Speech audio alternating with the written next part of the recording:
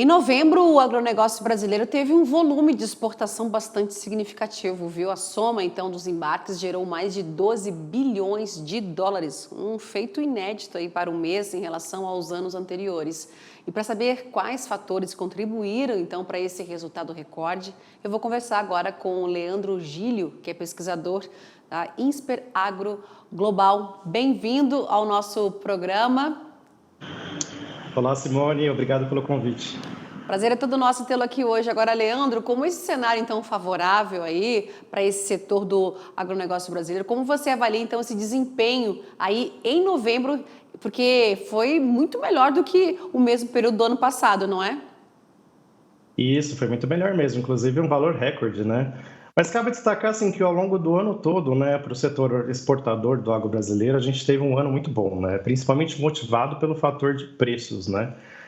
A gente vem aí de um período que a gente tem os estoques globais aí relativamente bastante restritos e justamente também toda a questão da guerra, né, da Rússia e da Ucrânia impactou bastante os mercados de grãos aí em âmbito global, né? E com isso nós como sendo um grande exportador aí de grãos e outros produtos do agronegócio, né, a gente teve bastante destaque da carne esse mês também. Então a gente acaba se beneficiando pelos preços altos, né, dos alimentos ao redor do mundo, né? Nesse mês a gente teve como um destaque aí que a gente pode destacar com relação, principalmente em novembro do ano passado, também o setor de proteínas, né, de carnes, né? Porque esse mês a gente teve aí uma demanda firme da China, né? No ano passado, lembrando que a gente estava com uma restrição de exportações de carne bovina para a China, né? Mas esse ano a gente não teve nenhum tipo de restrição. Então aí a gente acabou tendo um grande volume de embarques, né? Agora, falando também, o complexo soja, né, cereais, farinhas, o setor sucroalcooleiro, as proteínas que você também citou aí, produtos florestais, não é, Leandro? Nesse caso aí, fora a China, quais são os outros principais destinos desses insumos?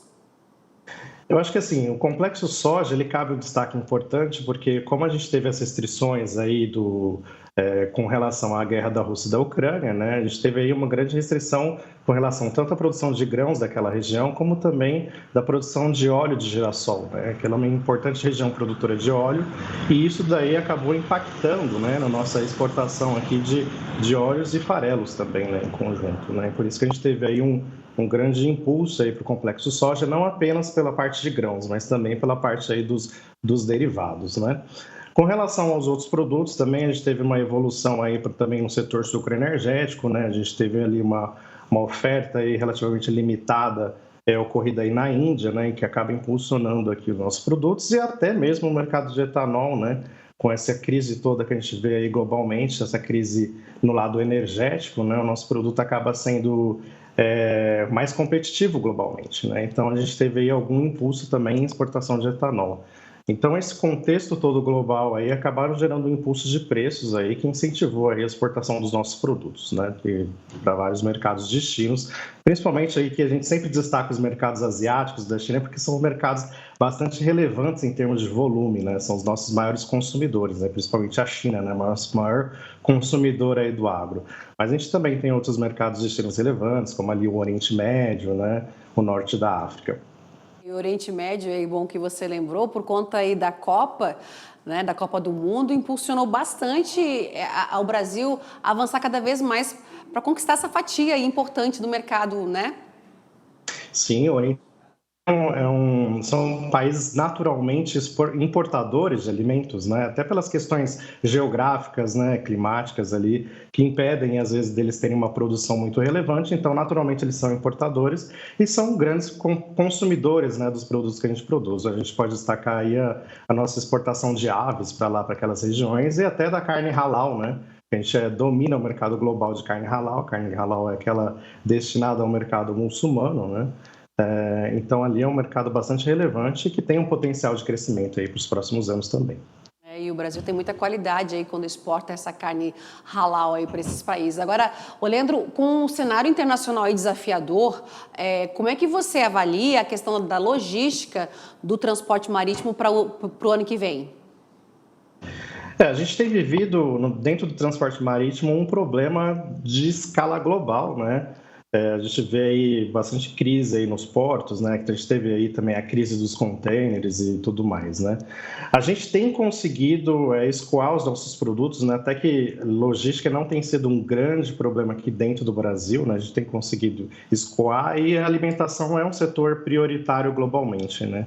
Então, isso tem conseguido se resolver ao longo dos anos e o agronegócio não tem se prejudicado tanto assim pela questão logística. É claro que a questão de custos é sempre bastante preocupante para o setor, até porque o setor consome muito, né, de logística. Acho que no Brasil é o setor que mais consome logística aqui no país, né, em termos aí do quanto que gera de renda. E o setor também tem a margem muito pequena ali, né? A gente como exportador de commodities, a gente acaba tendo uma margem ali de preço e que o produtor recebe no fim muito pequena. Então, logística para a gente é sempre preocupante no sentido de custos, né? Então, aí é uma coisa que é um fator que pode gerar preocupação, mas como é um setor prioritário para o mundo todo, eu creio que isso acaba se minimizando ao longo do tempo.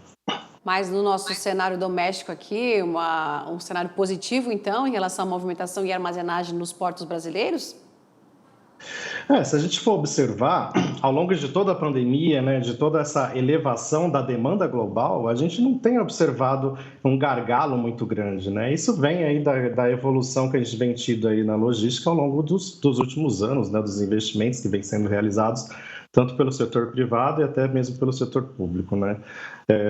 Principalmente pelo setor privado aí que teve um impacto bastante alto, né? Então a gente vê que apesar dessa evolução nas exportações, logística não tem sido um grande gargalo, né? A gente não tem noticiado tanto isso, a gente não tem visto isso como um grande problema. Então a gente tem conseguido responder relativamente bem em relação à elevação de demanda, né?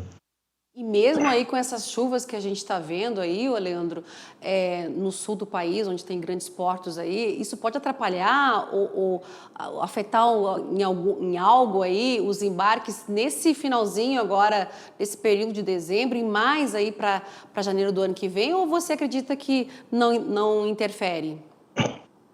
Os embarques nesse período já são naturalmente menores, né? Se a gente for olhar em âmbito global, né?